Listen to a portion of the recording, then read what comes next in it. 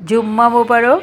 আমি করে নিয়েছি ক্রিম বানটা, আর এই বানটা বাচ্চাদের স্কুলের টিফিনে বিকালের নাস্তায় দেওয়া যায়, খুবই মজার।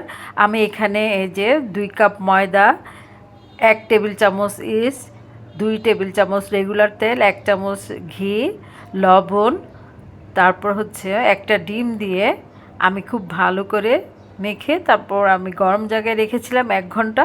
তো এখন আমি বাতাসটা বের করে আবারও ময়ান দিয়ে নিচ্ছি।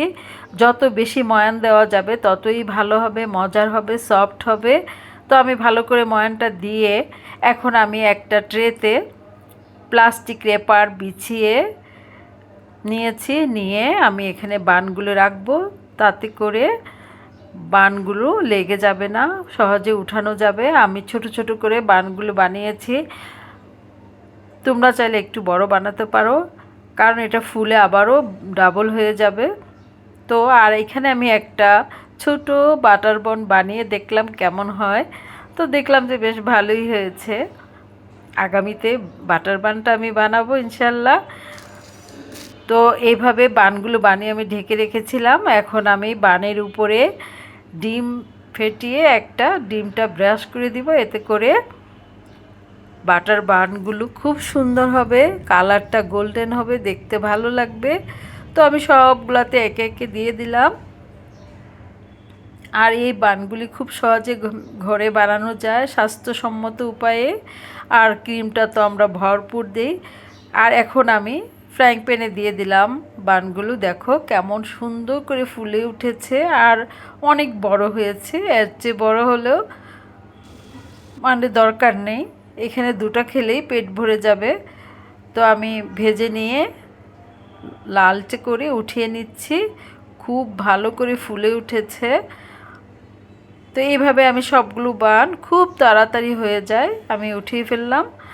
তো এখন আমি ক্রিমটা বানিয়ে নিব।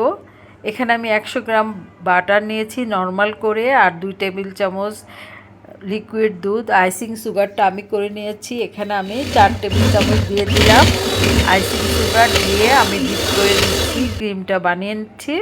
তো এই ক্রিমটা বানিয়ে আমি 10 মিনিটের জন্য নর্মাল ফ্রিজে রেখেছিলাম। রেখে এখন আমি বানের ভিতরে এই ক্রিমটা দিয়ে দিব। তো দেখো বানগুলো আমি সাজিয়ে নিয়েছি এখানে। তো এখন আমি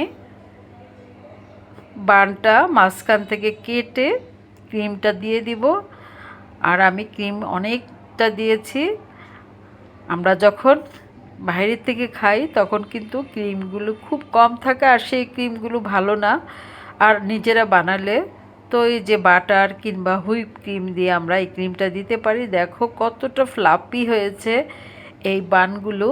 এখন আমি বেশ খানিকটা বাটার দিয়ে দিচ্ছি, ক্রিম বাটারটা খুব ফ্রেশ এই বাটার,